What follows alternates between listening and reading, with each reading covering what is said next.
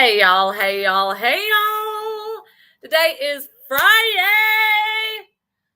Are you done with this week? I know I am. I cannot wait to get some sleep. I doubt that's going to happen. It is Friday. It is May 19th. Yesterday, as you know, I love that we're building our Texas Fully Loaded team and family because it allows me the opportunity to maybe take 5 seconds with my kids or to have some travel mercies and some grace there on some of that stuff. And Rachel and John, and I know Walter popped into the show for a little bit yesterday. They did a fantastic job as they always do. So I'm truly eternally grateful for them. So I hope you guys showed them lots of love yesterday. I tried to pop on for a second while I was boarding the plane. As you guys remember yesterday, it was a travel day for me yesterday, and I'm going to mom brag because I'm allowed to. Gosh darn it. But yesterday was Arthur's award ceremony. And it was also, hold on, if I knew how to work my computer, that would probably make this go a lot smoother. Prayers for that. So anyway, yesterday was his little kindergarten award ceremony.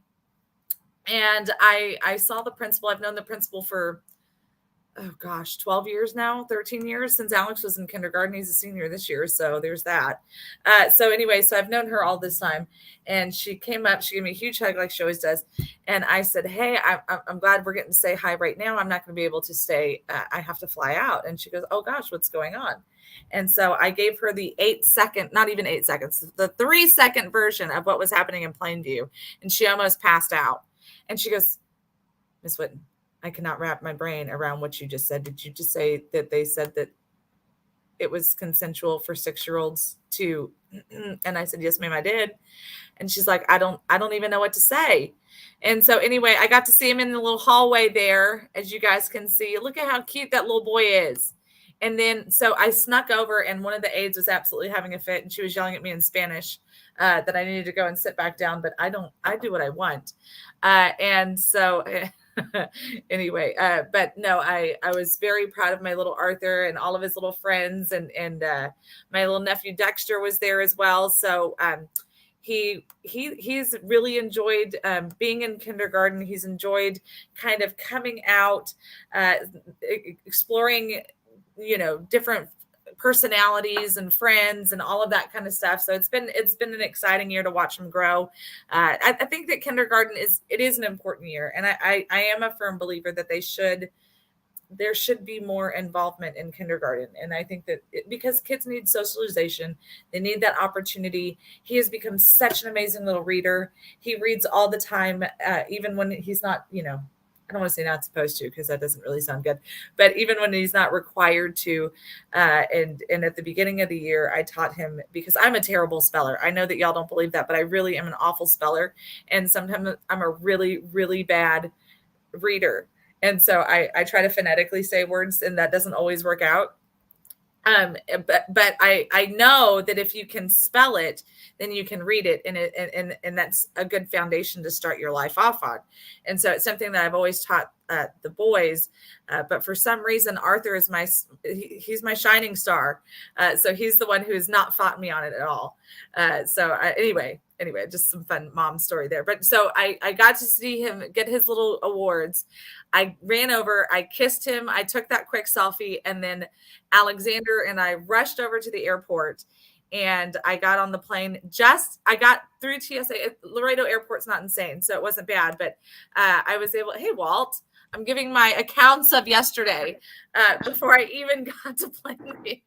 It was an exciting adventure. But anyway, so then I got past TSA, went to the restroom just in time to go potty and then jump on the plane that quickly.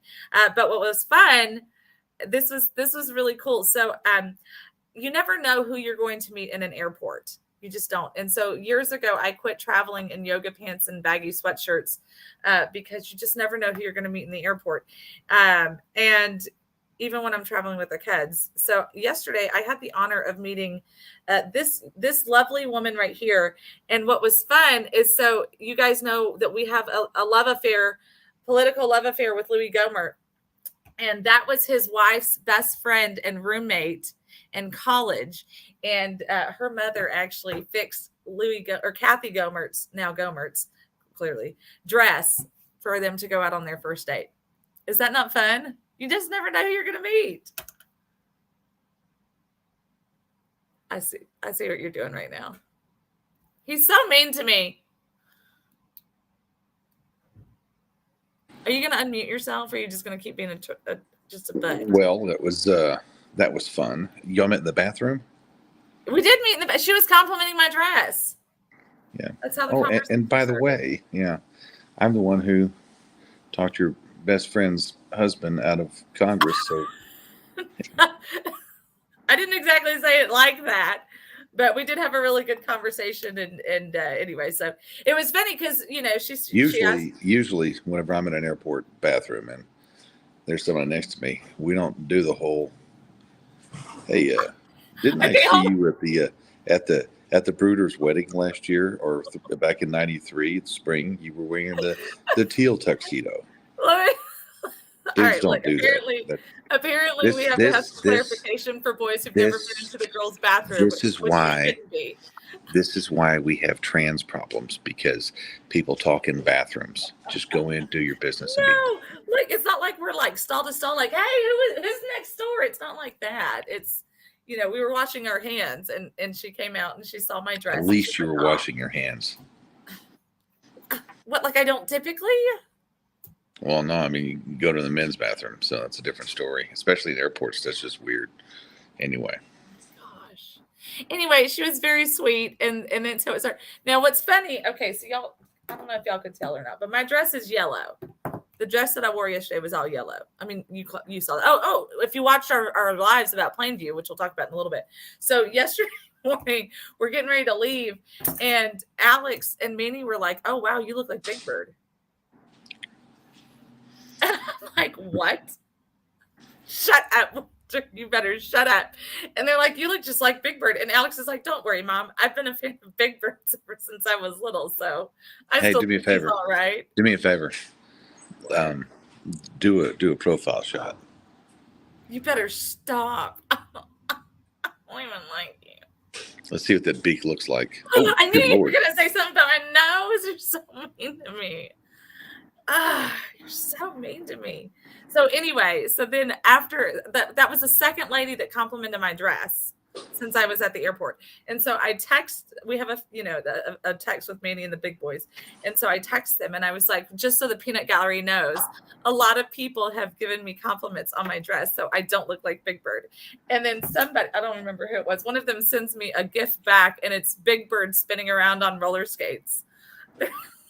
I'm glad you weren't wearing roller skates, because the way the wind was blowing yesterday. Oh my gosh. The wind was insane in Plainview. So like, I was not prepared. So I had this really cute little dress on because I figured there's a reason why they have all those little windmills up there. Look, I've never been up here before. So I was not. Where are you at? Are you still in Lubbock? Yeah. So I was not emotionally or mentally prepared. So I just figured I'd have a nice little dress on, something comfortable that looks nice for me to be able to go from kinder graduation, if you want to call it that, all the way through to being at the school board meeting and all that kind of stuff. How many phones did you have? 2. And what did you have to do with your hands the whole time? That's right. Hold your skirt down. Yeah. I almost had a serious Marilyn Monroe moment all the time I was outside. I couldn't even drink my bottle of water. It was intense. There was a lot happening with that wind out there. Boots and jeans. Everyone else had them on. Women, that is. They were prepared for the wind situation. Mm-hmm. But the blonde wasn't. The blonde was not. Go ahead and make your comments, Walter. It happens. Can we? Thank you, Mimi, I think. Mimi, you would have been proud. You would have been proud. She said, well, Walter can't, he's not wearing his glasses, so I see him squinting. So let me read this. She said, well, you may have looked like Big Bird, but at least you weren't wearing an I'm commie shirt. It's true. No, well, actually, that was the third member of the third member of the school board was wearing that. We're going to talk about that right now, actually. Miss Patty, you're correct. But I was thinking nice, light summery. I was expecting heat because it's Texas and it's not been a super hot summer yet.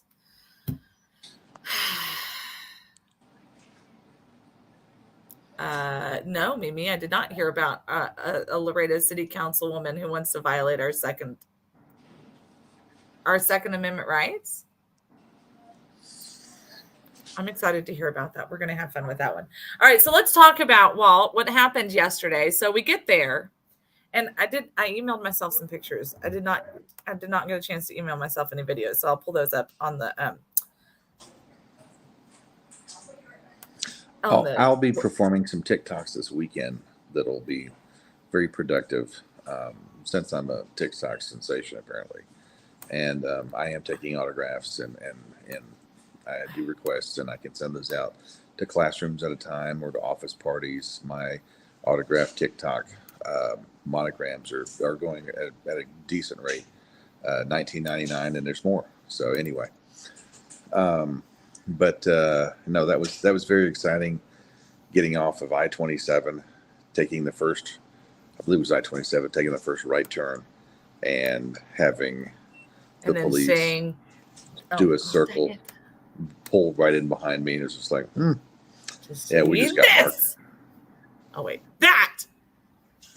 So over here on the right side of the screen, you guys, there was probably like, I think 5 or 6, because there was some kind of behind, state trooper vehicles. And then, they had a full perimeter set up. Oh, they absolutely did. Hold on, I've got more. But wait, there's more. So then we see the parking lot, and this is what we're met with: more police cars, sheriff's vehicles. Also, wasn't there even fire people out there, Walter?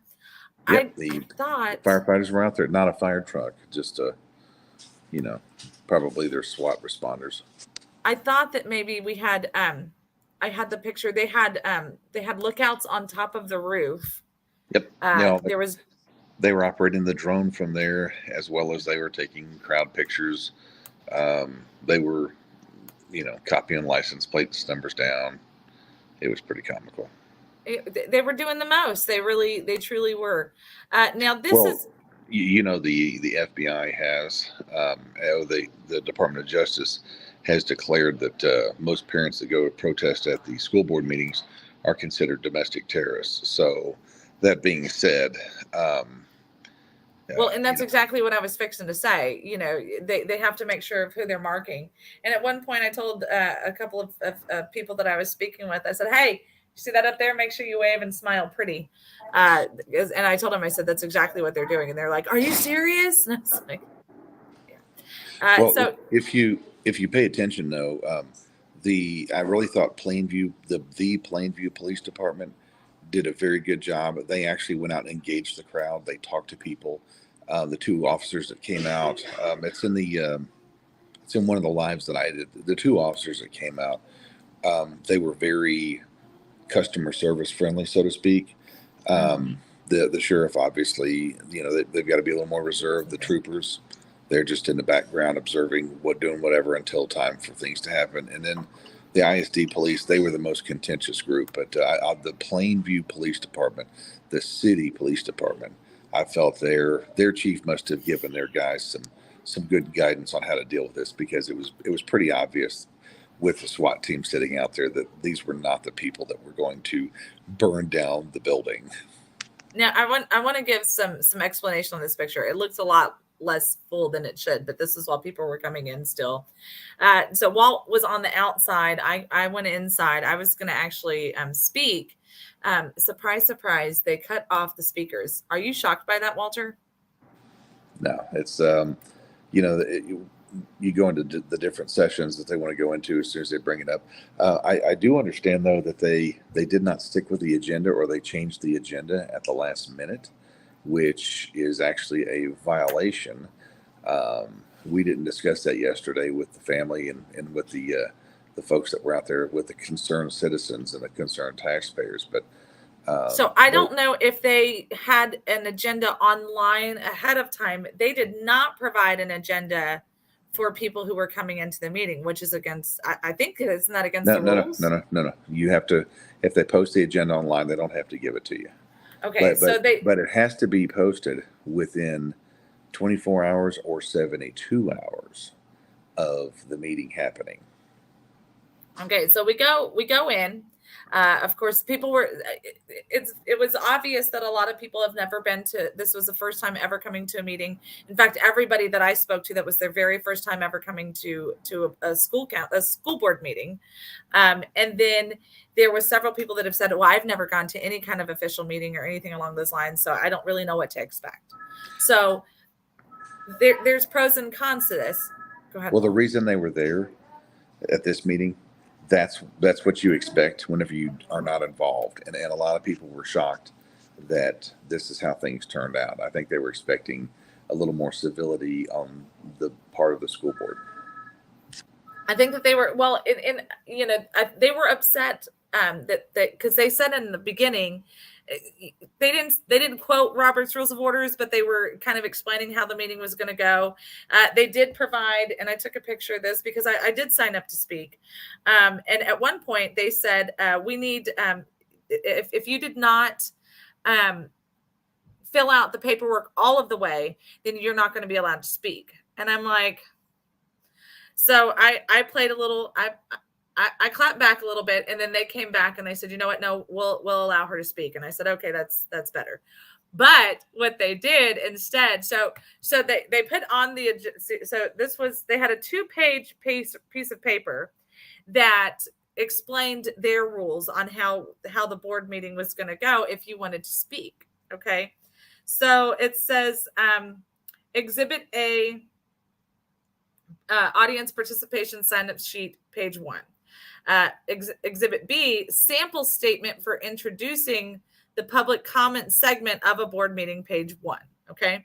So then it explains how it's going to work. Everyone's going to get 3 minutes to speak.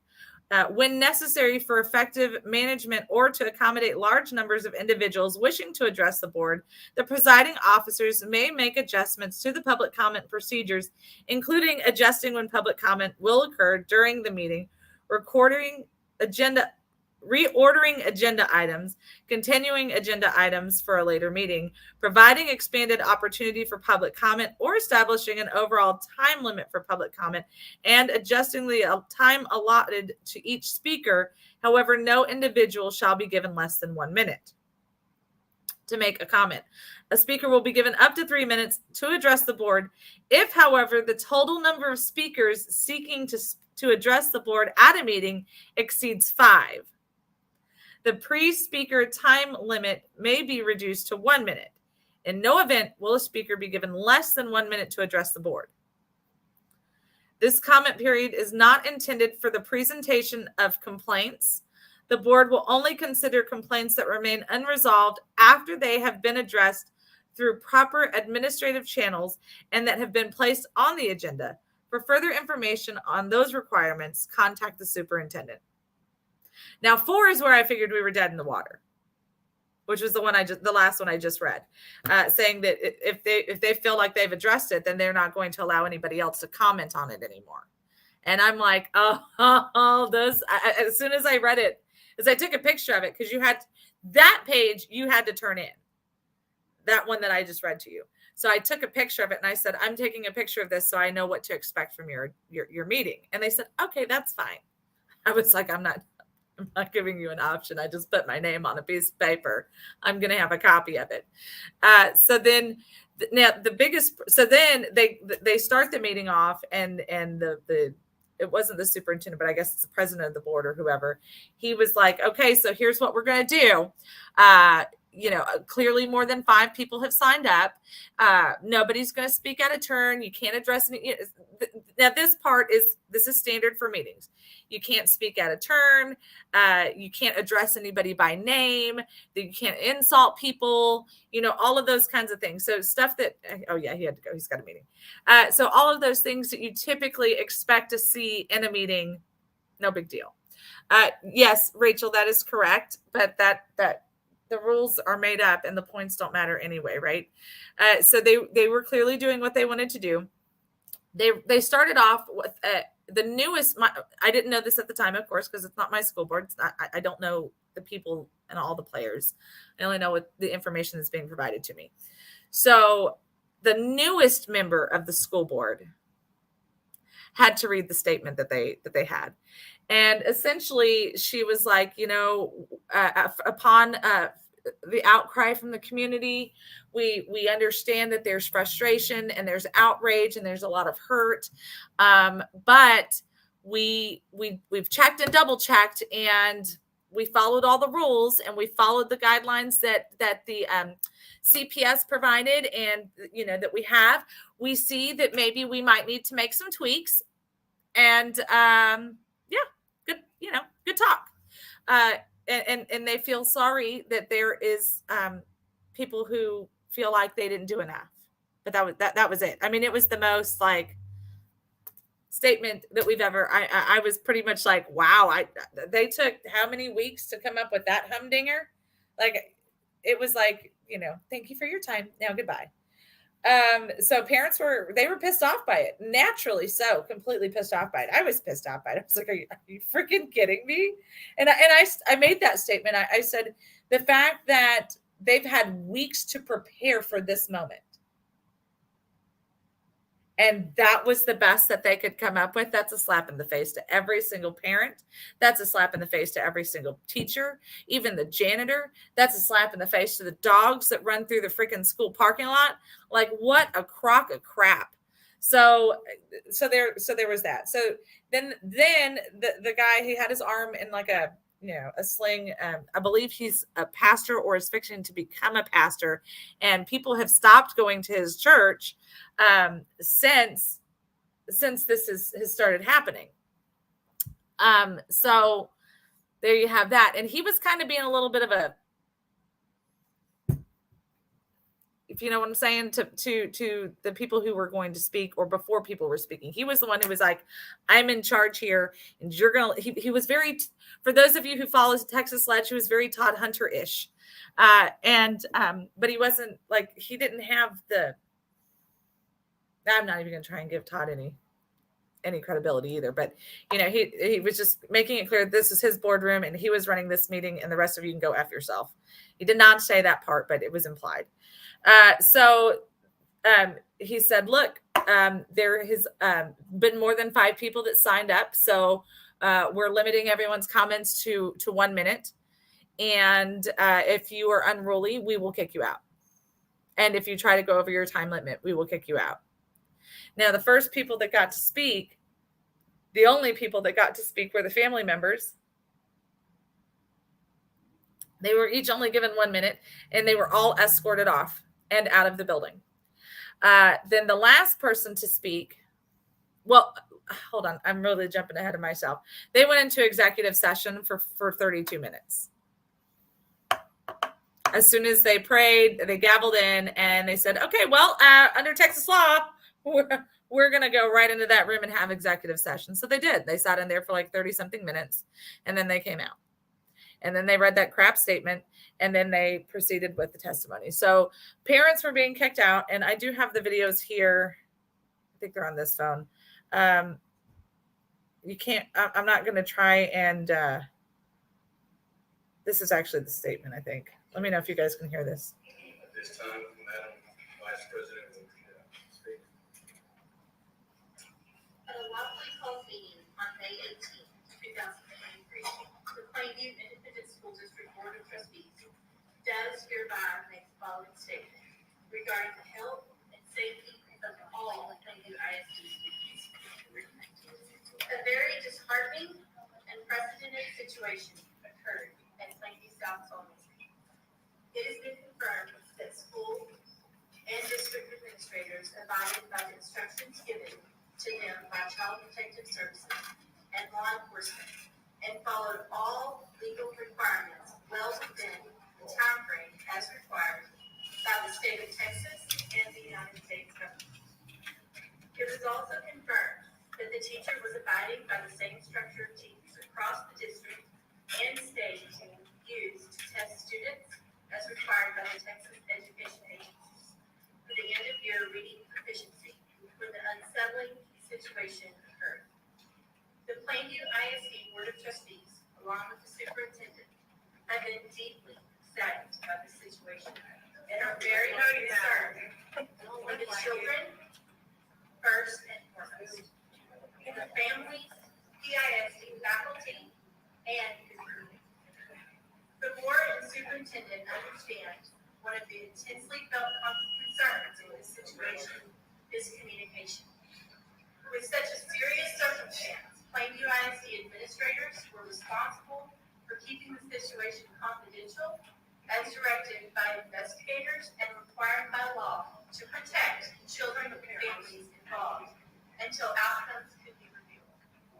The board and superintendent appreciate our teachers who are dedicated to their students.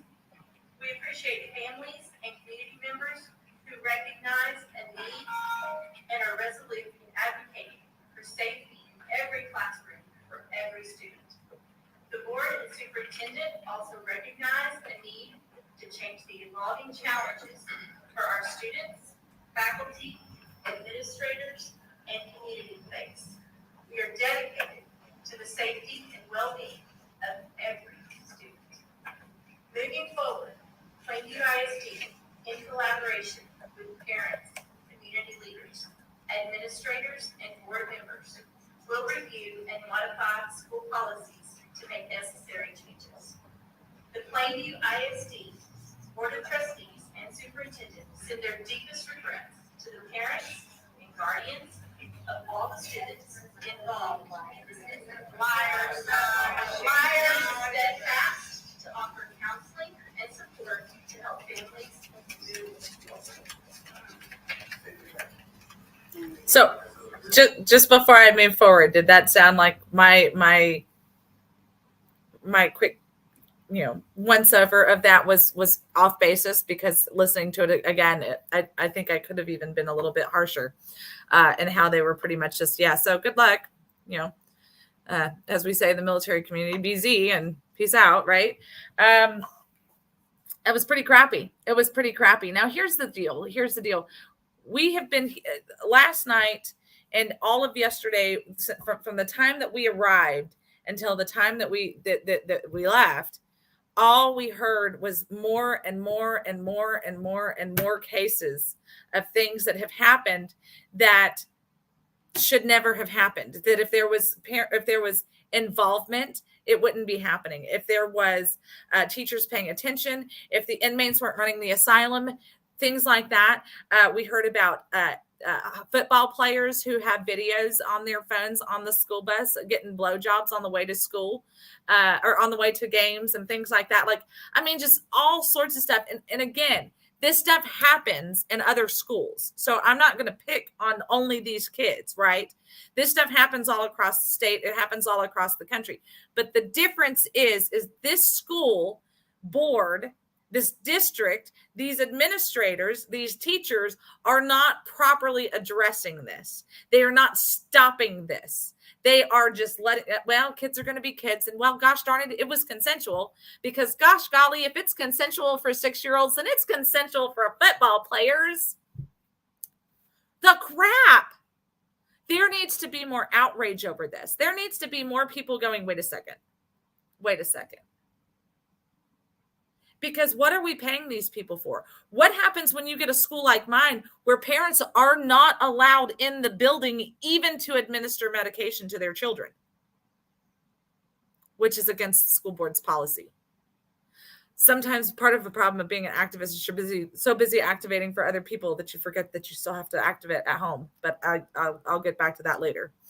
But if we want to get serious about this stuff, then we have to be involved. Now, as I said, they kicked out every single person that spoke. The last person that spoke before they didn't even say that there wasn't any more public comment. They didn't even say that they were going to quit taking public comment.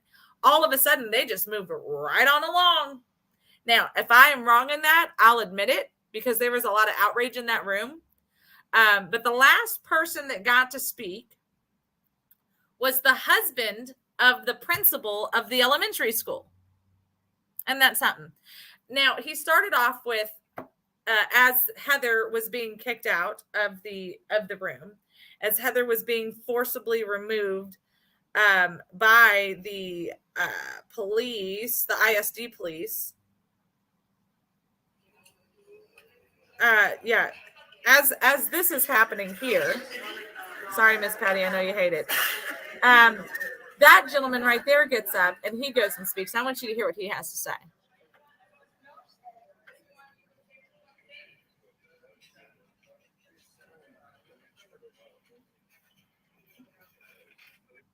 Hold on, give her just a second. Just a second. My name is Landon Huey, and I have a daughter who's a first grader in South Elementary. The way that this incident at South Elementary has grown out of proportion is not only embarrassing, but dangerous. It is unfair and inappropriate to make heinous allegations on social media, especially while an investigation is already ongoing. But in a world where the facts can be boring, sensationalism sells. Fake news and misinformation spreads fast and spreads even faster when one party is unable to comment due to an ongoing investigation. To the angry parents, I understand where you're coming from. I know. But I don't understand where you're going. We all care about our children's safety and well-being in school. What's next? Sure, we can make personnel changes, but that's not a real solution because the root of this issue extends well beyond our schools. I know this. I trusted my child, my first grade daughter, who attends South Elementary. Thank you, sir. So because your child is safe, that's okay that hers wasn't?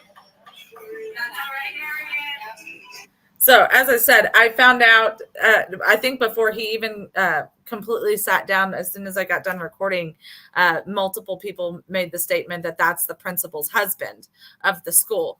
Now, Rachel, they were emotional. They were crying. They were not cussing. They were not doing anything. And like I said, the only person, they were removed because they went over their 1 minute. The crowd was constantly saying, let them speak, because it was the victim's direct family members.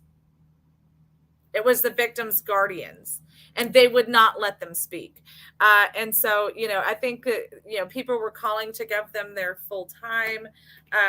And half of it was them just trying to fight to be able to get up to the down microphone, as far as I was concerned. But they were very, it was not an okay situation all the way around. It just was not. And they knew damn good and well what they were doing when they did it.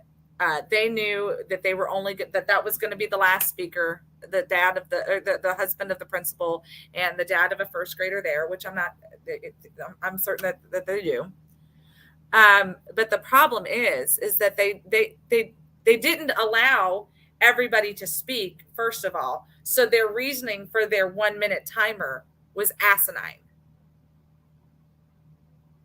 They just moved right along. And then they said something about they were going to address the TCOL certification later. And okay, that's it. All right, we're out. And then they left.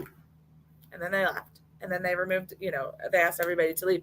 Now, after it was over, one lady, and I thought that she was really, she was really nice to us. She was very cool. She wasn't being aggressive or anything along those lines. She allegedly said the F word. After the session was over, while everyone was leaving, while we were all walking out of the room, nobody was fighting to stay in the room. Nobody was doing anything insane. She allegedly said the F word to somebody that she was with, and the police escorted her all the way to her car. And I'm like, are you freaking kidding me? And she's like, so I'm not allowed to speak? And they're like, well, you can't say words like that in here. And she's like, it's a room full of adults and y'all weren't even still in session. and the police removed her all the way to her car. I thought that was asinine. I was like, are you freaking kidding me? That's got to be the most overreaching BS thing I've ever witnessed in my life. And I think I've witnessed quite a bit, but that was the dumbest abuse of power that I think I've ever seen. And a lot of Walter was right. The local police, the Plainview Police Department, they were they're like, look, we're not saying that you're wrong in this situation, but we're not allowed to have an opinion while we have a badge on. And that's true. The police officers are not allowed. Police officers, sheriff's deputies, constables, fill in the blank. They're not allowed to have an opinion when their badge is on. That is true. That is true, because justice and the law is supposed to be blind. It's not supposed to be one-sided. So in that statement, they were correct. They were doing their job. But as much as I hate Walter's argument for this, and God help me if you guys tell him I said this, just like he goes after the Border Patrol for saying that they're following unlawful orders. And I've been preaching this for a long time. Just because it's policy doesn't mean that it's right. And in this situation, the policy was not right. Now, according to the school board statement that you guys heard, you heard me play it for you, they had to wait before they could contact the victims' families or the families that were involved, because they had an investigation to do. Now, if you watched my live on Texas Fully Loaded last night when we were recapping, when we were all fixing to leave because the rain was coming in, I made the very direct statement then. And I said, what they have just done is they have just told victims, they have just told young people, don't tell your parents what happens at school until we tell you it's okay. And if you think that I'm wrong, you go and ask any of them. You may not speak out to your family about what happens at school. We are in charge. We, the government, we, the PTA, we, the school board, we, the teachers. You don't need to involve your parents with what's going on in this classroom. Do you understand me? We have our own investigation to handle. And when we're ready, we will let them know that something happened. That's exactly what they just said.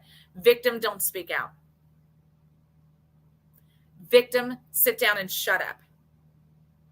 We will tell you if you were a victim or not. 6-year-old who consented. Now, we've talked about this all for the last couple of weeks since we've known about this story. A 6-year-old cannot consent. And I said this last night to the people that I spoke to. I maybe even said it on the camera, but I've said it on here before, so I'm going to say it again. I don't let my 6-year-old walk out of the house and whatever the heck he puts on unless I've approved it. So if my 6-year-old is not allowed to wear whatever the hell he wants to, then what makes you think that a 6-year-old can consent to giving a blowjob? And if they truly can only account for 34 seconds of video, where it looked like it was consensual to me, allegedly. What happened before that video? What happened after that video? Did the kids get caught by the teacher in the video? Did the kids just stop? Did the girl start gagging? Did she start crying? Nobody knows the answers to these questions because the victims' families, both victims, both children's families have not been allowed to see this. Oh, I say that. I assume the boy's family has not been allowed to see this either. How would you feel? That was the question that was asked over and over and over again last night. If this was your daughter, if this was your granddaughter, how would you feel? This is a sick freaking world that we live in, folks. But what's even sicker is when grown-ups are telling kids, don't talk about it, and we'll address it with your guardians when we feel like it. When the investigation is over. Let me Let me make this perfectly clear to you. Okay, are y'all ready for this? I want this on record. Y'all, you hear?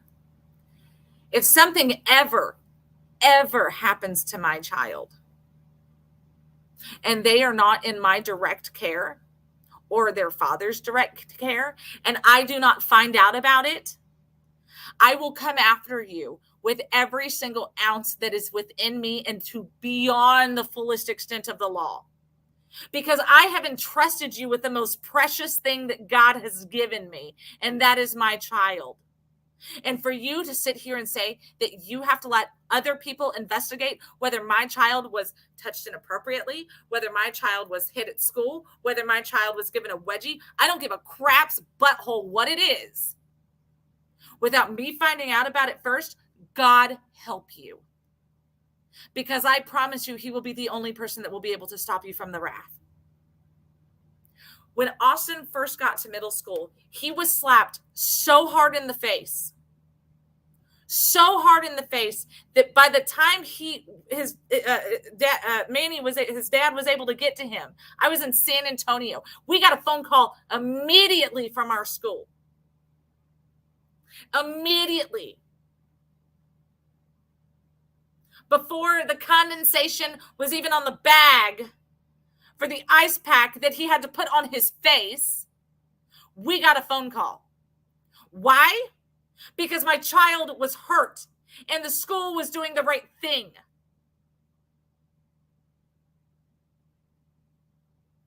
When Austin fell in kindergarten and fractured his arm, we got a phone call by the time he was in the nurse's office. Why? Because the school was doing the right thing. But apparently, if somebody puts a penis in somebody else's mouth, that does not deserve a phone call. Now, here's the worst part about this. And we joke about this here on Texas Fully Loaded because of how freaking asinine this is. But parents who now speak out against the schools, parents who go to school boards, parents who want accountability inside of the classrooms, they are now, according to A.G. Merrick Garland, people of interest who are on watch lists from the FBI and the DOJ.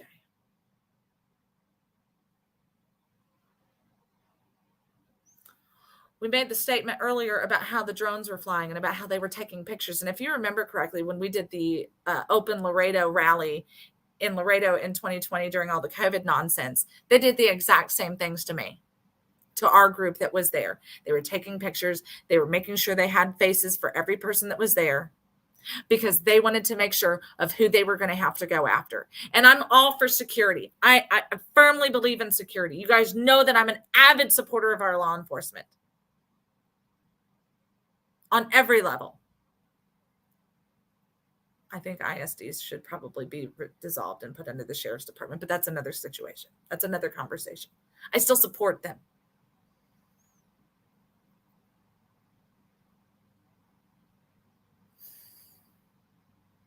But the fact that you are now a terrorist or on a watch list because you're standing up for 6-year-olds shoving penises in other 6-year-olds' mouths,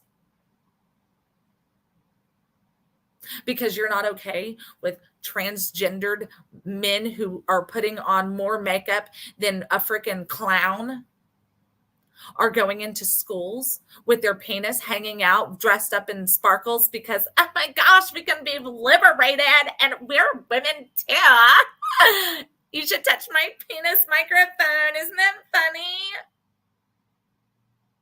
I've shown the pictures on this show. You guys know I'm not making that nasty, perverted bull crap up.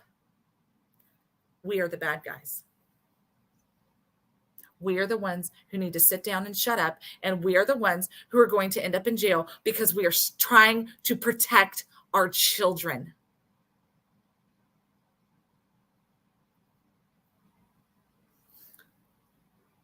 Last night before we left the restaurant, and by the way, this family is absolutely phenomenal. They are an amazing family. They are, if there's an obstacle or a hurdle to overcome, they've done it and they do it together. The grandmother of the little girl and I spoke quite a bit. She and Walter spoke quite a bit last night. All the family. I mean, we were literally just brought into the fold like we were family. It was beautiful. And the little girl was there. And I asked her grandmother, I said, may I talk to her? I said, I'm not asking to talk to her privately, but may I say something to her? And she was just a beautiful little girl. I mean, just had this beautiful countenance about her. She was just a 6-year-old little girl who was trying to act like a 6-year-old little girl. She was playing with the other kids that were there. She was laughing. She was asking her grandma if she could stay the night over at her aunt's house.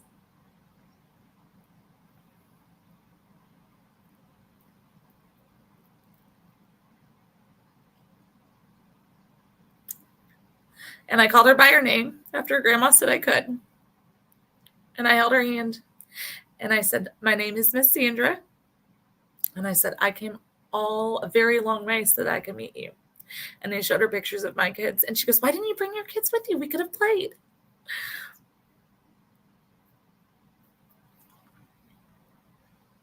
And I said, because I couldn't get all of them on the plane because I had to come up here because I had a very special message that I had to tell you. And I held her little hand. And I said, you are the most beautiful, brave, amazing little girl I've ever seen. God has such a special plan for you. And I said, no matter what anybody else tells you, you are so brave and you are so strong and you are so smart. And God has such a special purpose for your life. I said, so no matter what else happens, you need to focus on him. And you could see her little heart wrestling with everything that I said to her. And I said some other things. And it's between me and her grandma. But her grandma told me, she said, Sandra, I truly feel like they thought that they could do whatever they wanted to. Like they could take advantage of her because of her home life, because her mom and dad are not involved in her life. I feel like the ones that are supposed to be protected the most were being taken advantage of the most. Let me tell you something.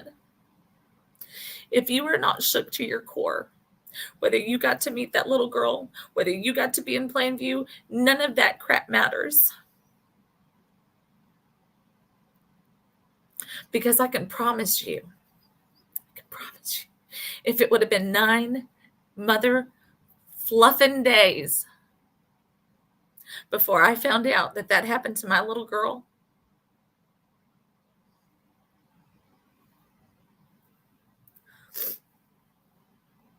y'all be needing some bail money, okay? I'm not saying I'd physically ever hurt another soul, but I can promise you 110%.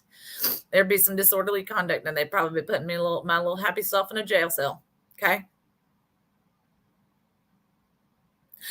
What they told that little girl,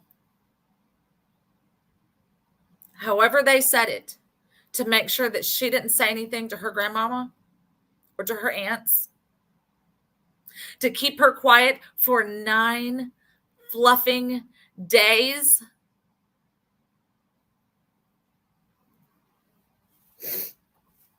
And the grandma said, the guy, we've been using Walter's size as a comparison, and we showed a picture, I think, yesterday on the show or the day before yesterday on the show of Charlotte and Walter side by side to give a comparison idea.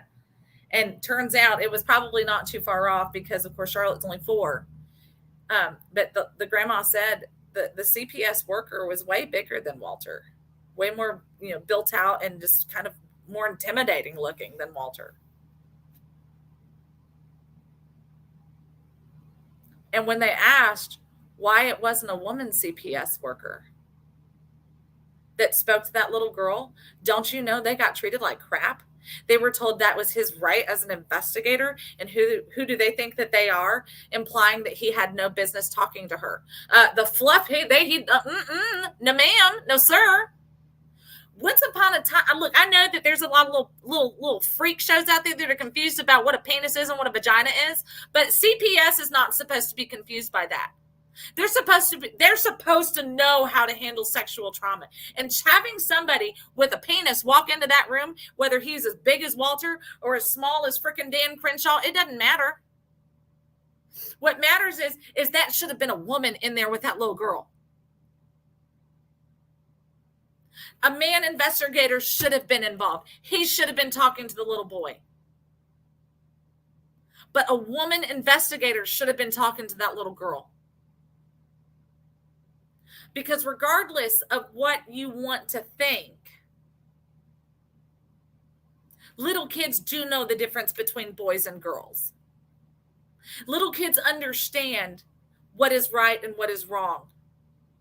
And a little girl understands that a woman has the same girl parts as me, and a man doesn't have the same girl parts as me. And a man, especially a big bulky one apparently, is far more intimidating and terrifying.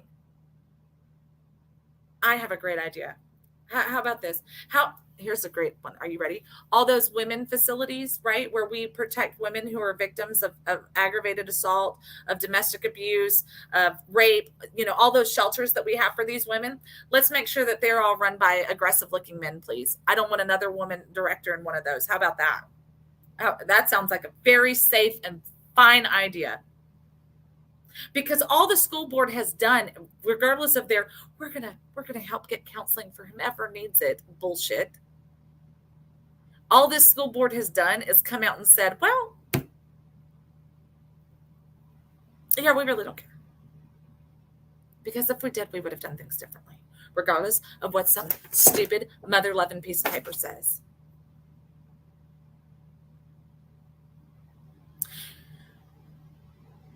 We have special permissions, and I got to take a commercial break, and we need to have our J6 panel on. But well, we spent a fortune to make sure that we were there yesterday, and I would do it all over again. I killed myself to get up here yesterday. Walter killed himself to get up here yesterday. We took time away from our families. We took time away from our work.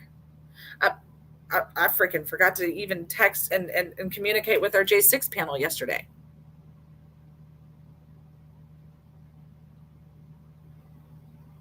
This matters so much.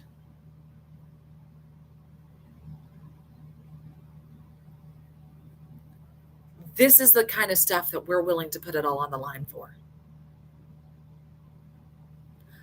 I sacrificed more time away from my two little ones had to spend time in the car with me this week just so that I could see them. I had to drag them all the way to San Antonio and back just so that I could spend a few hours with them.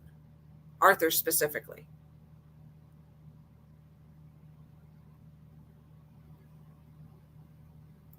Because there are still people who are not protecting children. We see all these celebrities and all these politicians who want to scream how many more. They just want to sit here and scream all this BS about transgender crap and yada, yada, yada. But where were they for this little girl or that little boy? Where were they? Where are they? They don't give a fluff. They only care about what looks good in the limelight. They are the problem. And just like I told the Plainview parents last night, and I said it on the air, and I will say it till I'm blue in the face. You have got to replace every single board member. You must replace them, and then they can fire him. Because these cowards, these SOBs are not going to resign. They are not going to stand up and do the right thing. Because they've had a month. Are you hearing me? A month to do the right thing. And we see what we keep getting. We're not asking for that boy to get thrown into the fire. We are not asking for anything else other than accountability. Where were the teachers' aides? Why did they not communicate with families? in a true proper amount of time, which is in, I don't know, 15 seconds, you get the issue under control, and then you call the parents. And you keep calling the parents until they show up at that school. Don't hand me your cock and BS story about, well, we had to get a CPS person down here, and they had to do an investigation. We had to show it to all the people that need to see this video. Go fluff yourself. I need a goose fraba moment. We have our J6ers that we need to talk about. But if you don't think for 1 second that your family is not being affected by what happened in Plainview, regardless of what state you are in, you have lost your mother loving mind. And it is literally coming to a town near you. I'm going to take a commercial break. I'll be right back with our panel.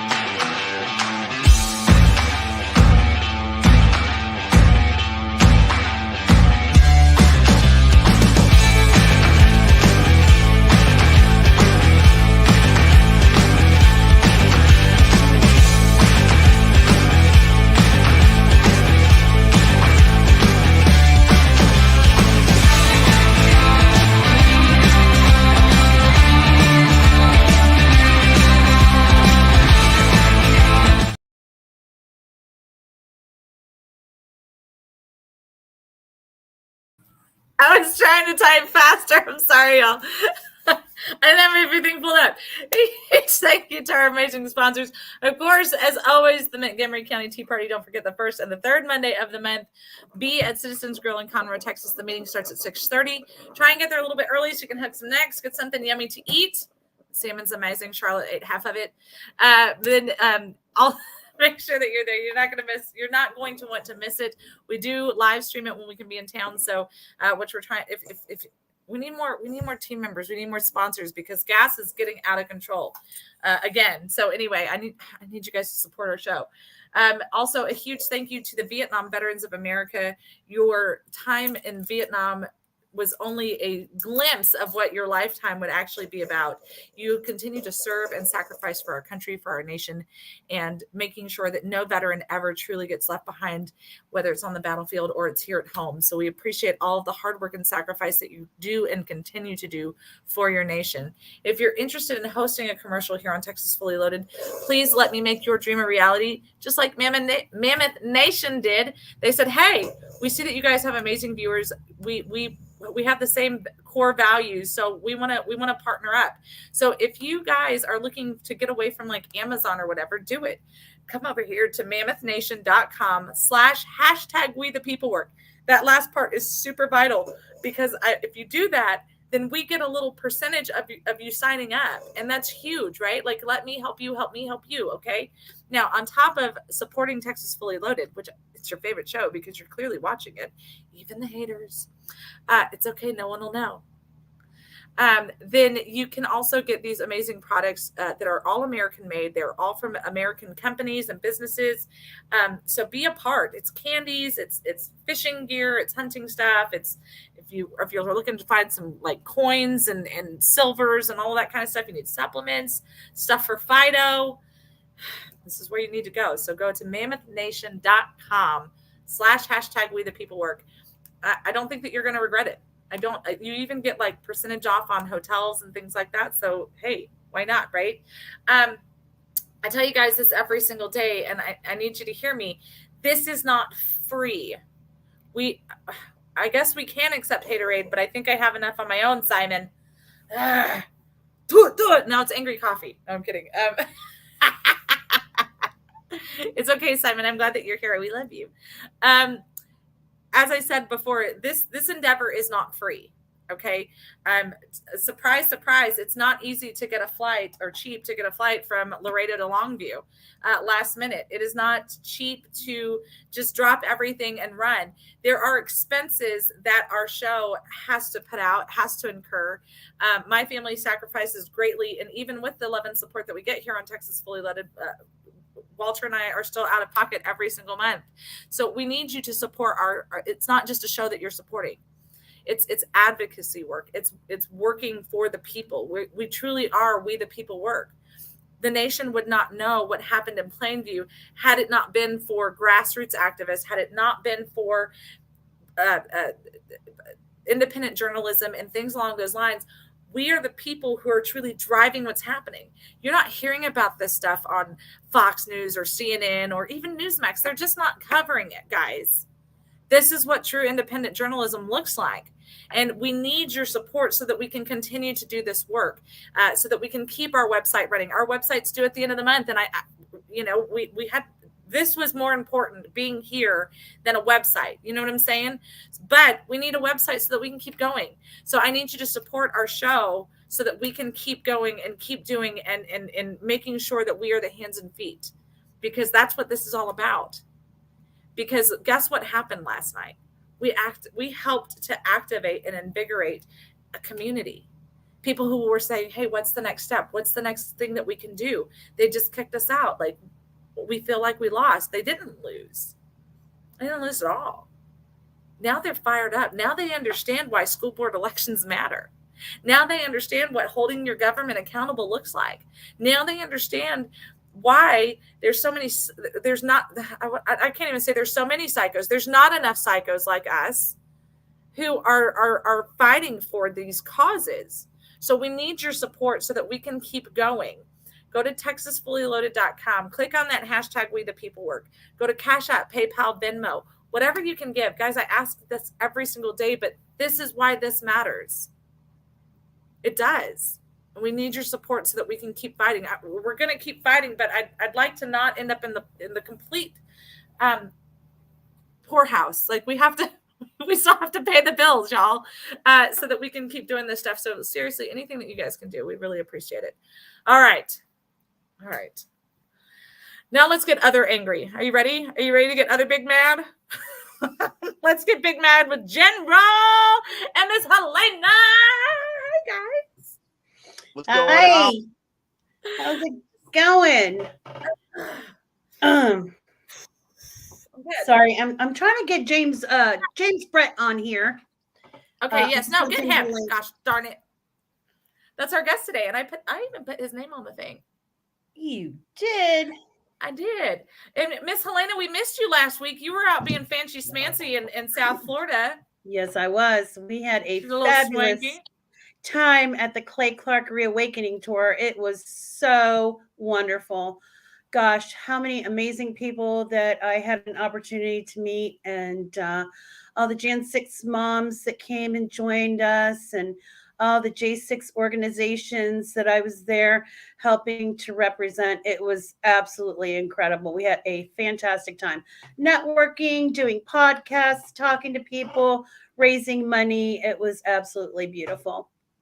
I love it. I mean, this is literally what it's all about right here. I mean, this is something that we, the people work, we're constantly screaming about. So yes. I'm glad that you got to get out there and go and do that, be a part. You know what, Simon? You're not lying. Aluminum foil hats are not cheap. Aluminum's going up. Thank you, Joe Biden. We can't even afford our tinfoil hats. Gosh darn you. General, how the heck fires are you? I'm getting fired up again, y'all. Oh, I'm doing okay. All the doom and gloom and messed up stuff in society can get you down, but you know what? You just got to pray, meditate, and step into the gap and be the person that goes and faces that evil. And I'm proud of you for doing that, Sandra. And you went up there and you went into a bad situation. I know I can feel it when you're talking. I can. It's been ripped open, experiencing that. But, it takes, it takes tough people. It takes, people of faith and to be able to go through, that kind of experience and hear about that stuff firsthand. And, there's nothing more important than protecting our babies, and, people got to understand that when you sit back and you just live life and you let these the wrong people creep into the positions of authority, that's what you end up having. You have, a tainted system. And, that's the problem. It's, and as soon as parents started, addressing the school boards and schools and stuff like that, we saw what happened. And we also heard some of that yesterday on the weaponization committee, subcommittee, hearing that they had. And really want to get into that because a whole lot of stuff came out yesterday with Steve Friend and I believe it was Mark Allen and O'Doyle, Mr. O'Doyle. Three whistleblowers. Okay, sorry, I could not. So they came out and they pretty much exposed the FBI, and the DOJ. I mean they literally opened up the door for. I see James in the background and he's over here cracking up laughing. You're gonna love him. I just looked down and see him like falling to pieces over here. I'm gonna bring you on. Go ahead, keep talking, General. You know how this works. Yay! James is here. Hi, James. Oh my Lord, James. That committee, yesterday, and it needs to be paid attention to by everybody. No, it really does. And, it was funny because literally none of the national news outlets talked about it at all. It's more independent journalism that's talking about it. It's more of the grassroots, the We the People movement that is going, we've been saying that the DOJ and the FBI is corrupt, y'all. And, here we are. And now it's getting more and more proof that it is. One of the things that I heard was about there was incentive to put more wiretaps on people. And the committee you get bonuses for that. Yeah. Well, the biggest things that we picked up on was when Steve Friend wanted him to go and investigate and eventually arrest people that were not guilty of anything on January 6th. That was the biggest part of that subcommittee hearing that hit me hard, because, but just because he didn't, he refused to do that. He refused. That's one of the reasons why, the contention began with him and his superiors. And what it was, how all the investigations and all the things are supposed to happen, in the field offices and so forth. What he explained is that what a DC took it upon themselves to, completely, compile everything in DC and decide who they were going to go after and what they were going to be doing. It had nothing to do with the field agents out there, the field offices. And, so there was a lot of things that were changed. It was obvious that they were definitely, targeting certain kinds of people, is what he was basically explaining. And, it's just a sign of the times, y'all. It's a sign of the times that, we need to defund them. We need to, investigate them, and they need to be, everybody that's involved in all the corruption in that agency and the DOJ, they need to be taken out. They need to be, dismissed, basically, is what needs to happen. And we need to get good people in there. That's the issue that we're at in America. We need good men and good women to step up to the plate and take the places of these illegitimate or corrupt people, in our authorities. Well, and it's important to note that DHS, even though so DHS used to be under DOJ. It's literally been within the last, I think, 15 years that the DOJ and DHS became two separate things. But the problem is the exact same fear tactics and retaliation and all of that stuff that they were talking about that's happening with FBI agents, that is happening with DOJ agents. It's happening with the DHS agents as well. And we're seeing it more and more and more as Mayorkas, who used to be under the DOJ, who was in charge with the DOJ, is over here implementing these exact same policies and procedures. Last year, we had the Laredo North Border Patrol agents stood up and said, hey, quit effing us over. Bad things happen when good men do nothing. And after that camera went off, everybody saw that Twitter video. It went viral like that. They were trying to hush it down. But the thing is that you've got all of these agents who are furious with what's going on. This is not what they signed up for. They want to defend their country. They want to protect their country. They're telling them this is where you're messing it up. And this is, you guys know, this is where Walter and I fight, because they're over here trying to do the good thing. And just as I said to Joseph a couple weeks ago, sometimes they just have to lie in wait. Sometimes they're being held silent until a time such as this. And that time is not for us to determine. That's something between them and God. And we have to remember that. And it's frustrating, because just like in anything else, when we're like, God, come on, like, we're on a time schedule here, big guy. He's like, yeah, I kind of made the time. So just like, chill out, right? Like God's constantly reminding us that he's actually in charge and not us. It's on his schedule, not our schedule. And man, that makes me so angry sometimes, but you're in charge. Okay. I know. So I want to James, it's hard to do that. Onto the show. Hey, welcome to the show. How are you? I'm fantastic. How the heck fires are you? I'm doing all right. I just wanted to do something for my friend General. Nice. So love it. I'll send you Bonnie Blue patch. I'll get you a Bonnie Blue, buddy. So James, where in the world are you? Or I'm in Florida, actually. So you're in Florida. Okay. I'm in the free state of Florida, hypothetically free. So yeah, you're freer than you are in Texas. So congratulations. Yeah, that's what I hear. Say that out loud. And there's some sort of invasion going on there. So it's weird, a little backwards, I think, because we're supposed to be leading. Yeah. Apparently, it's the gangs in prison, not actually the nation. I apologize. Well, the cartels, the gangs in prison, yeah, corrupt leaders. It's fine. There's nothing to see here. So before, we need an update super fast, if you don't mind, James, because it looks like you're preoccupied for a second, which is perfect. So don't feel guilty.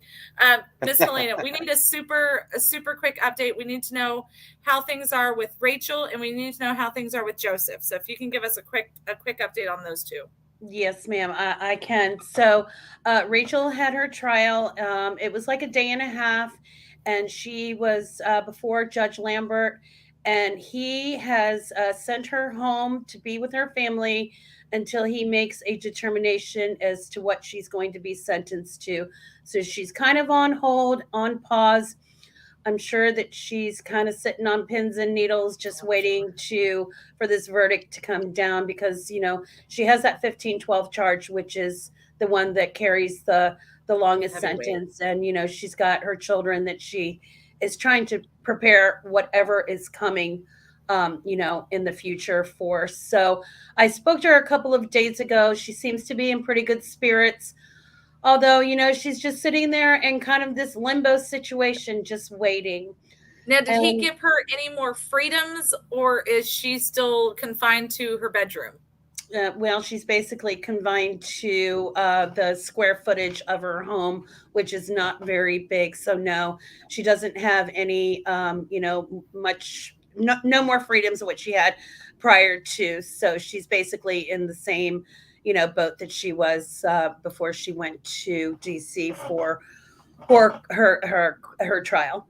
So, and then my I hate to say it, but at least she's with her kids still and not anything else. So that's at least we're very glad, and we're very thankful that she has not been taken away from her children yet. And I don't know what she's facing, but she did have 9 charges against her, and so we just have to pray for her and her family. And just going to take it one day at a time. And then my dear friend Joe Thomas is actually in trial in DC. This is his 4th day.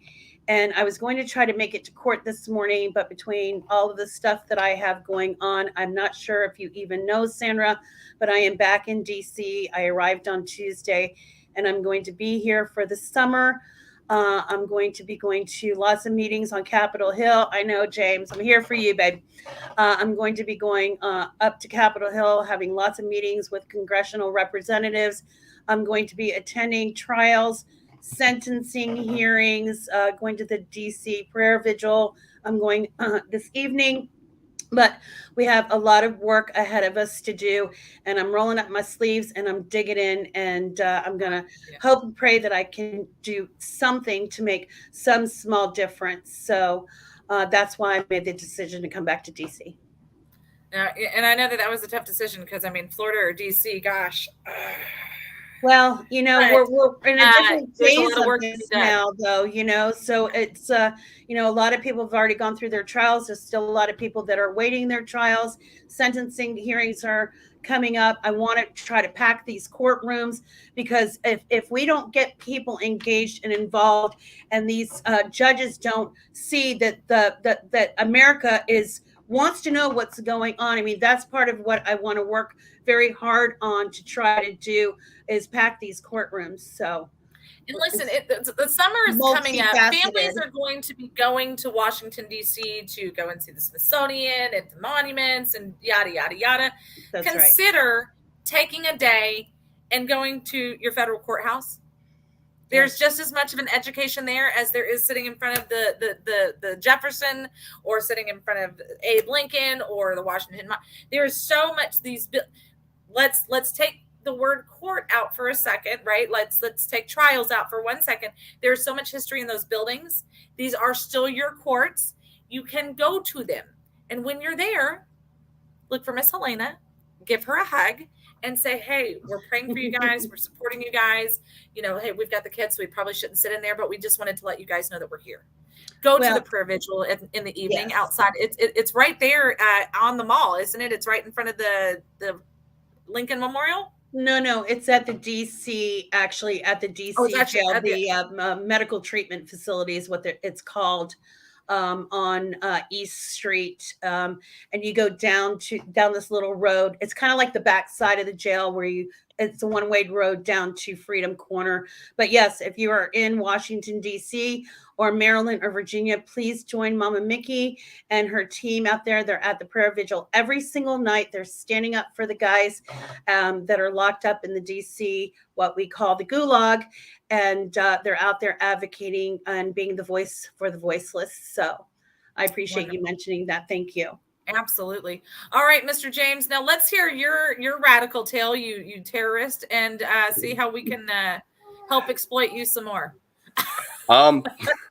We just being on this show, you've already entered yourself into a watch list. Lord. So Actually, I'll be one moment. I got a crying kid. I usually have one of those running behind me like a little terrorist herself, so we understand. So, but yeah, so there's a lot going on, guys. We've got, like I said, the summer's coming up. Kids are getting out of school. This is an opportunity to be hands-on with your kids. Take them to Washington, D.C. Show them the Declaration of Independence. Show them their Constitution. It's there in these beautiful glass cases so that, you know, they're preserved for all of time. And they're not just supposed to be preserved, but they're also supposed to be observed, which means we're supposed to be active participants in them. Our country was not meant to be the land of the freeloaders. It was the land of the free, because freedom isn't free. We have to fight for it. We have to work for it. We have to cultivate it. It's like a garden, right? The vegetables in your garden are free, but you have to work for them. You have to go out and make sure that they're getting enough water, and you have to pull out the weeds, and you have to get rid of the bugs and all that kind of stuff. Your freedom is a garden. Let it grow. Amen. Preach on, sister. I just had a hippie moment there, just pop in my head. Go on, James. Tell us about yourself. Okay, so my tale from the crypt. Last June 3rd, I was take this off. I was raided. Our house was raided at a 6 a.m. raid. I heard James come to the door. It's the FBI. Stephanie come to the door. It's the FBI. 2 sleeping children. Luckily, my 4-year-old son slept through it. He was 3 at the time. Slept through the whole darn thing. And we had one officer that I will give credit because he said he stood outside the baby's room and he said, anybody goes in here, I'm going to have a problem with them. So I will give that dude credit, but he was a local cop. It was horrifying. I go to the front door, I put my hands out, and I see dots across my chest. And I knew what it was for right away. And I'd had buddies who had raids, not like this, though. So I was drawn out at gunpoint. Then at the back of the Bearcat, when I was cuffed by FBI agents, which is not supposed to be done. It's supposed to be cuffed by the local law enforcement. Mm-hmm. So they effected the arrest wrong. Then I had to watch at the back of the Bearcat while my lady and my 1.5-year-old daughter were drawn out at gunpoint. And had a guy kind of hugged me a little tighter and said, don't give him this. And it was really hard. That was the hardest moment of my life, watching my 1.5-year-old daughter and my lady with weapons pointed at them. And I don't think I'll ever forget that or forgive that. So God can forgive that, but I won't. So that's etched in my mind. They raided the house. They were looking for a sweatshirt that I wore that day. And I said, sorry, you're 18 months too late. I changed my clothes from time to time. And then they were looking for the phone.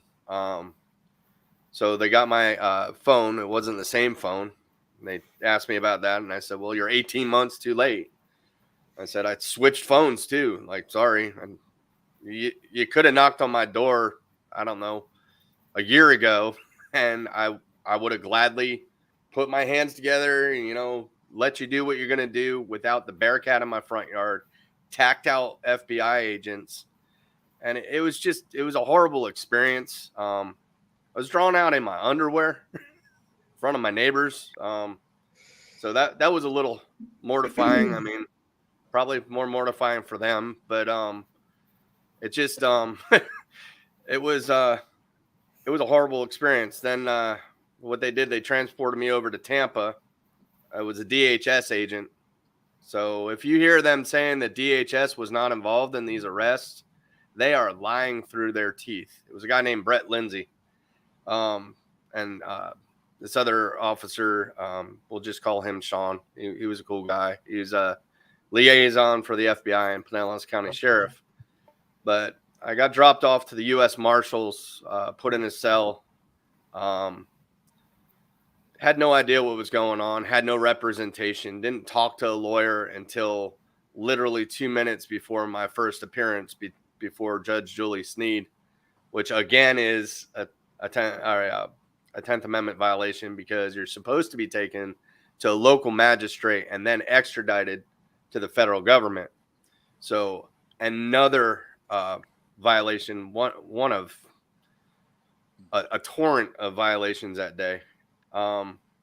So I get dropped off, put in leg irons, processed.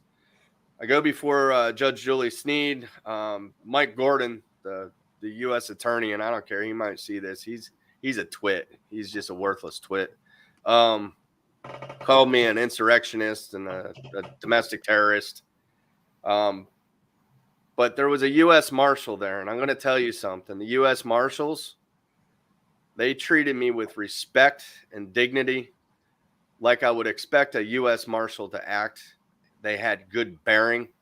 They were professional and compassionate, which I did not expect.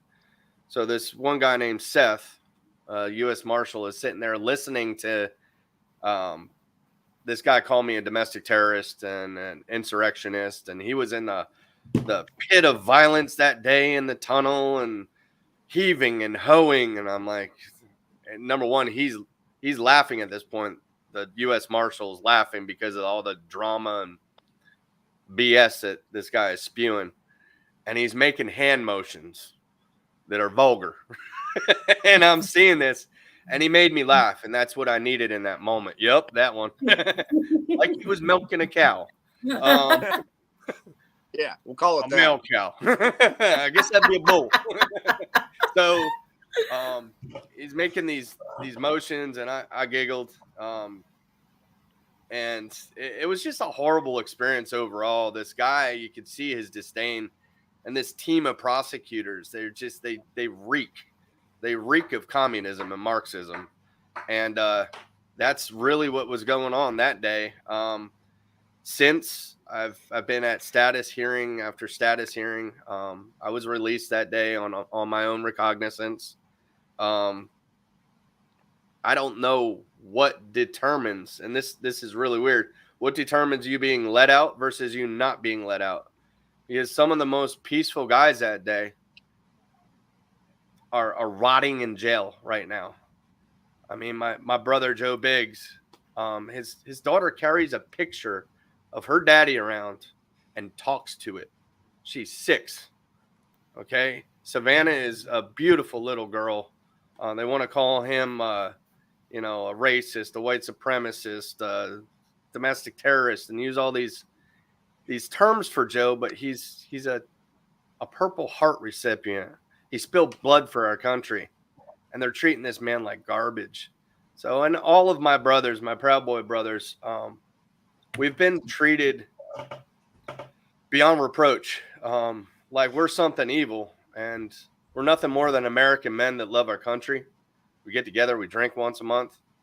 Well, we drink a lot more than once a month, but we drink together once a month. So especially throughout this ordeal, it's been my rock, my lady.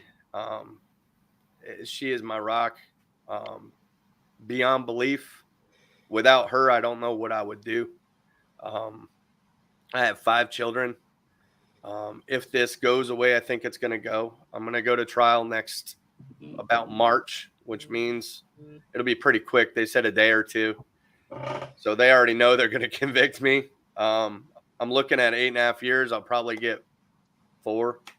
So I'll be sentenced 90 days later. So I'm looking at next July, doing a walk into prison. And my son graduates high school next year, or the year after next. And if they have their way, I'm going to miss my son's graduation. And I'm doing what I can right now, and I'm going to continue flipping a middle finger to the system, speaking out, letting people know our stories, because we're good Americans. We're Americans that stood up and redressed our government, because we knew, and I'm going to say it, that election was stolen. So I don't care. They're probably going to use this in my trial. It was stolen. and they are godless, they are feckless, and they are destroying our country right now. What they've done to Texas is just blowing my mind right now. So, and it's sad. I've got relatives in Texas, and it breaks my heart what they're doing to our country. Well, it's the governor. So let's get He's a lump. We have a governor that has limp wrists, and he's bowed to the Biden regime. That's really what it is. It's the uniparty. It's not right or left. Yeah, it's not even just. It's not even just Abbott. I mean, most of the legislators are just as bad. It's literally the uniparty. It's literally, well, we've got to make sure that we can save our own skin. So it is what it is. Yeah. It's disgusting. If you've been following, which James, I don't expect you to, but for most of our viewers, if you've been following our legislature this year, it's a clown show. It's a disgrace.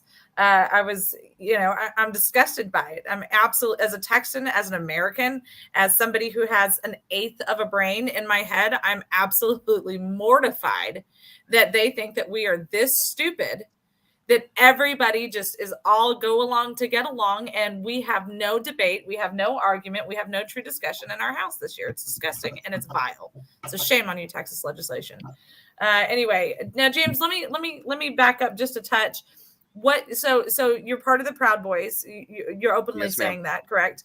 Yep. And so it's not allegedly, like you're I see you're wearing your black and yellow right now. So I there's no assumptions here, guys. Now what exactly was your role in January 6th that has led you to being a wanted man? So I can tell you, I'll describe the day a little bit. We were there to keep people safe from BLM and Antifa, the likes of those repugnant little roaches. And they were there that day. We caught them changing in the bushes. We saw some from Portland. Now looking over the footage, they were everywhere, which is mind blowing. So we were there to keep people safe and allow them to exercise their First Amendment right, that God-given right that man doesn't give us. It's not a privilege. It's a right. So we were there to exercise our first and allow other people to do the same. So we're not a militia. We're not a militant group. We're not domestic terrorists. We had no plan. If you know the Proud Boys, we have a tough time organizing like an hour meeting a month because it's like herding ADD squirrels, if I'm going to be real honest. And we're a bunch of goofballs, and that's what good American men are. We're a little, not all there, and that's what makes us American men. That we joke, we have a good time. So we were there to have a good time. Matter of fact, we were going to have a concert back at the Airbnb, and most of us were up a major part of the night before, just shooting the shit. Pardon my French, and just no F words, just please. Enjoying good. The Plainview ISD will escort you out. Go on. I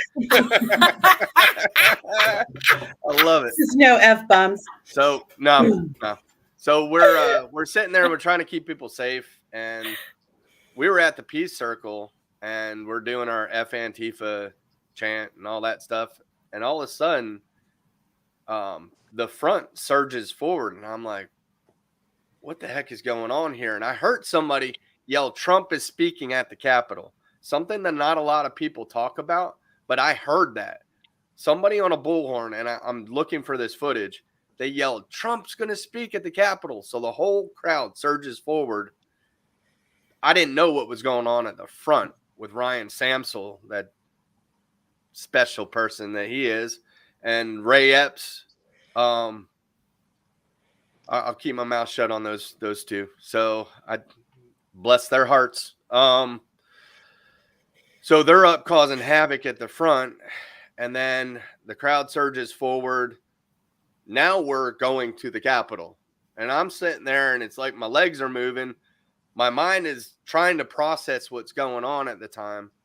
And then next thing I know, we've got a line of police in front of us. And it starts going incredibly wrong. I had to keep one guy who I know was not on our side from harassing one of the female officers. Matter of fact, I think she was the one that got knocked down. I told them to back off. That's not how we do things. And then the next thing you know, the police line moves back, and it was, thinking about it now, it's just so staged. Like, okay, now we're supposed to drop back now. Let's drop back and let them advance. Let's drop back and let them advance more. Well, now we're in front of the Capitol, and I see a team pop up on the mezzanine area there, where the resident was sworn in on his anti-Bible. So there's a team looking down at us, and they pull out weapons, and they're shooting rubber bullets at us. One guy near me took one to the cheek. And then there's women and children in this crowd. They start doing the pepper balls and the concussion grenades and all that stuff. And I happened to look back, and there's literally a kid right in back of me and his mother. And I said, number one, you need to mask up. I said, pull your masks up. So this you're not breathing this stuff in. I said, get the hell out of here. And I'm like, all women and children. I started screaming that, get the women and children out of here. Get the women and children out of here. And then all hell was just breaking loose. They instigated that. They were hitting women with shields. So boom, they'd hit them. What man worth his weight in salt is going to sit there and watch somebody hit a defenseless woman who has her back turned toward them? At that point, they violated their oath. Yeah. What kind of man is a woman? Exactly. And that's my thing, is they amplified the situation. So now we've got people all out slugging it out. And that's how they coaxed people in. It was a very controlled approach to what they did. They knew the response. They got the desired response, and then all hell broke loose. So next thing I know, I've got tear gas in my eyes. I'm just sitting there, pepper spray. I bail out. And I said, I've got 5 kids. The guy next to me, he's like, yeah, let's go over to the food trucks. I'll rinse my eyes out. There's a whole story behind that too, that we're not going to hit right now, but I will hit it later. And I promise you it'll be a golden nugget for the ages once I have more proof. But he says, let's go back to the Capitol. We got to find our brothers. Next thing I know, there's 6 of us that happen to meet up at the same time, right in front of the steps. So it's very coincidental, but we're at the tunnel, and when you're in front of the tunnel, you're getting sucked into the tunnel. There's no going back because there's thousands of people in back of you. So next thing I know, I'm in the tunnel. I heard Victoria White screaming because she was getting the tar beat out of her with a baton. People are pushing, people are screaming, getting pinned up against the wall. It was atrocious. Roseanne Boylan ended up getting beat to death there by Lila Morris, something a lot of people don't know or talk about. But luckily that's getting out through people like General and Helena and yourself. They beat the tar out of people that were peaceful protesters and turned them into enraged individuals. So by that point, I was getting driven out of the tunnel because they were surging forward, getting driven out of the tunnel. I'm like, I got to get the hell out of here. I'm like, let me out of here. I'm like screaming at that point. I thought I was going to get pushed off the steps because there's a wrought iron railing in front of the steps. I'm getting pinned against it because I couldn't get down the steps. And by the grace of God, I stepped out and was able to get toward the steps. Well, at that time, Officer Bagshaw, decided he'd like to place a baton on my back, and he cracked my rib. And that there's nothing you can do about a cracked rib. You just let it heal and you eat the pain. But then after that, I had, keep in mind, I had my back turned to these people. I'm not trying to fight them. I'm not armed, nothing. And he hits me. And then he launches me down the steps. I've got that on video. But and that was a really common story for that day. People getting hit from behind. That's atrocious. At that point, like even with Roseanne Boylan, when she's down, their duty then, they are duty bound and honor bound to assist her. She's out of play. They need to protect her at that point, to protect and serve. That she's not a threat. They should have been reviving her right away when they saw that woman on the ground. They should have tried to stop the violence instead of spark the violence. Right. And that's why I am looking at a max right now of 7.5. They're going to do a supersede and an indictment. So I didn't take their plea deal. So now they're going to add more charges, like the communist idiots that they are. You're not going to take our deal. Well, we're going to hit you harder. Well, why didn't you hit me with this evidence right at the start? If it was so legitimate, why did you not present that right away? And it's because it's weaponized. The FBI is weaponized. The DOJ is weaponized, and we've lost them all, folks. They're gone. Isn't that like right up the alley of like blackmail? Yeah, it's extortion. Yeah, it's malicious prosecution is what it is. Yeah, and I look forward to the day when people like that are put behind bars, because here's what I know. And Sandra, I know you know this too, because you were just alluding. God wins. God wins all the time, in his time, but all the time. And right. these repugnant behaviors and these Marxist actions that they've taken on people, raiding their homes, destroying families' lives. I mean, I've lost my businesses. I'm going to start America First newspaper. It launches on Monday. Woo! So I've had to come up with other ways to make money. I went from owning newspapers to scrubbing toilets, and because I love my family, I'll do anything I can for my family just to keep our head above water.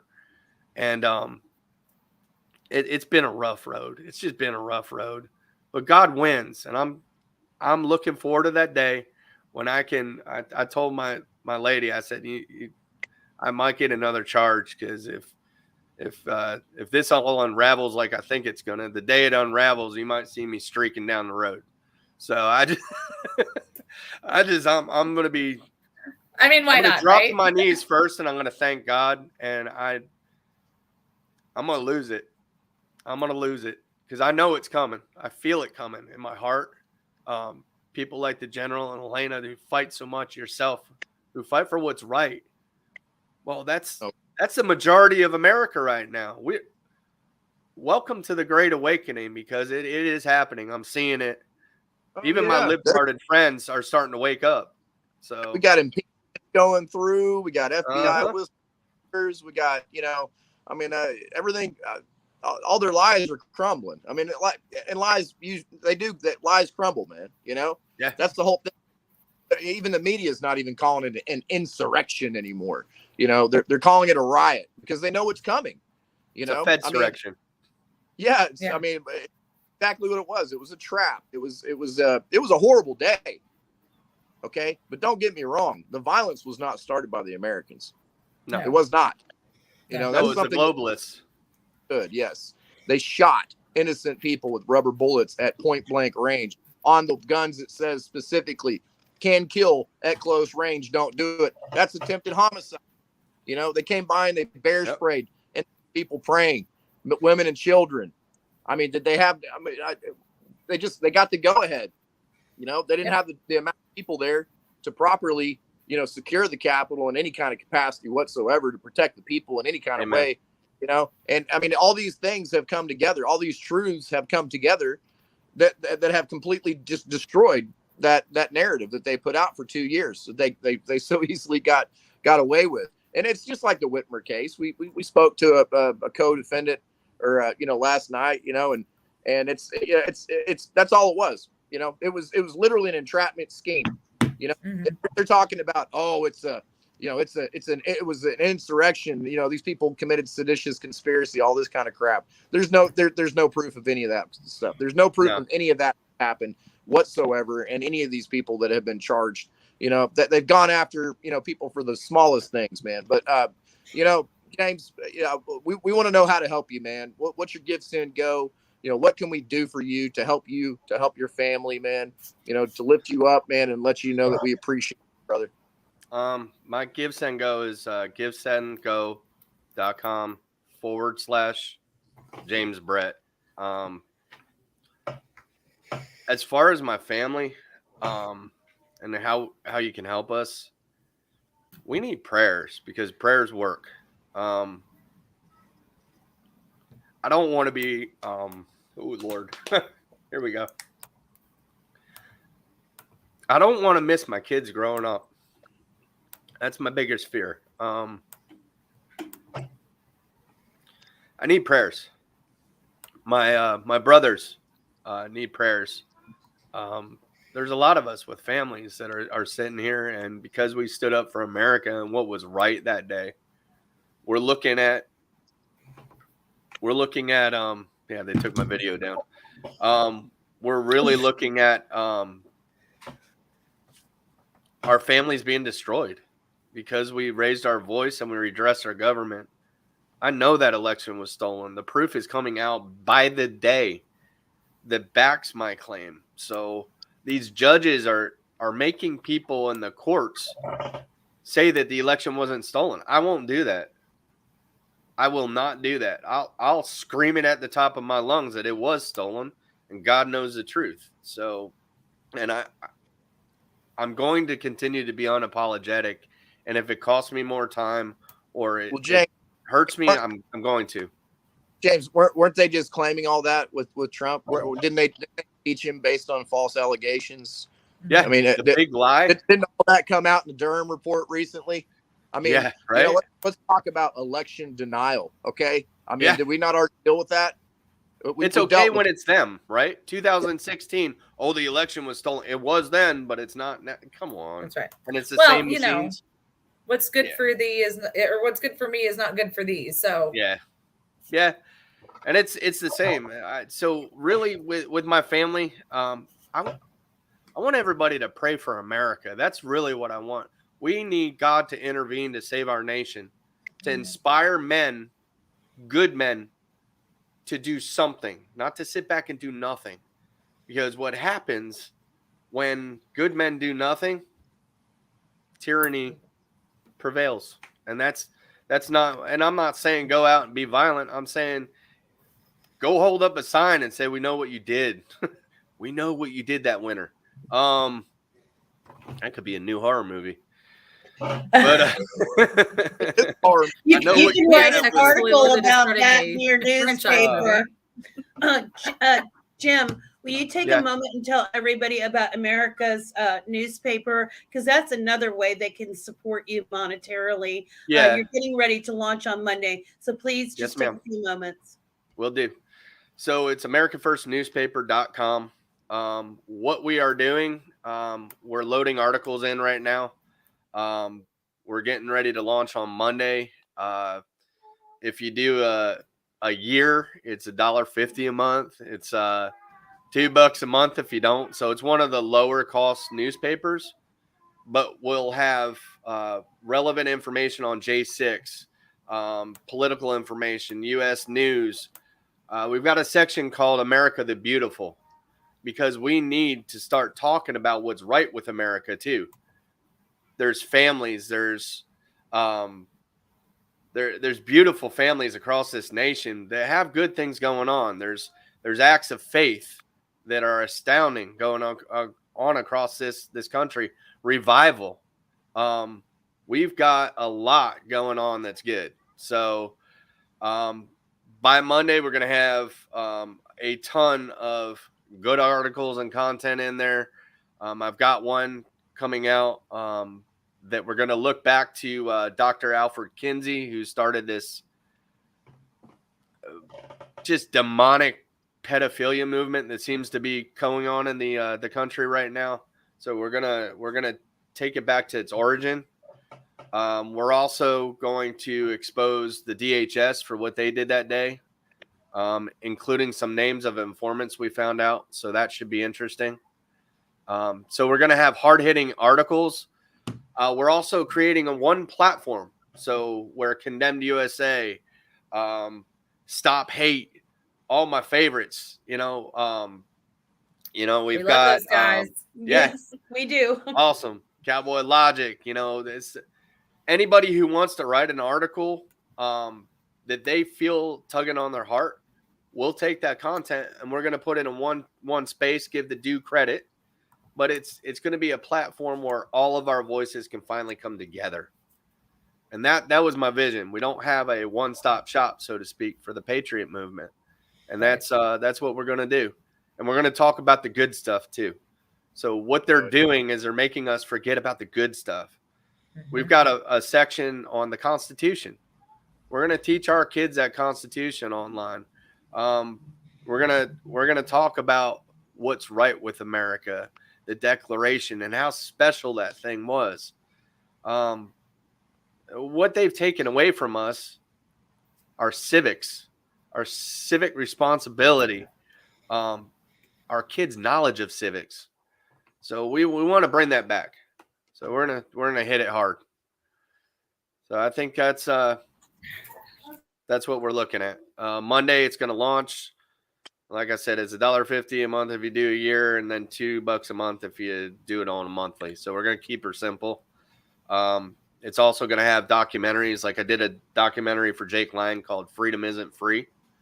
That's a hard hitting one. I let the footage do the speaking.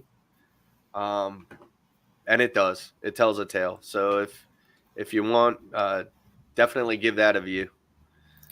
Well, guys, we are completely out of time. James, you've been an absolute treasure and a pleasure. You are more than welcome on our show anytime you want to. You just give us a call, shoot us an email, do whatever you need to do. Smoke signals. You're always welcome here. We put your links in the comments. So I was excited that the Gibson Go actually went through Helena. So that was exciting to see. I know, right? Guys, we will join you again on Monday for Mama's Monday morning war room. So we're excited. We're trying to segment things up a little bit more for you guys. Thank you for being with us in Plainview and everything else that you guys are continuing to do. We appreciate you. God bless you. And we'll see you guys next week. Have a great weekend, y'all. Thanks Bye, for having y'all. us. Thank you, sponsors. We appreciate you.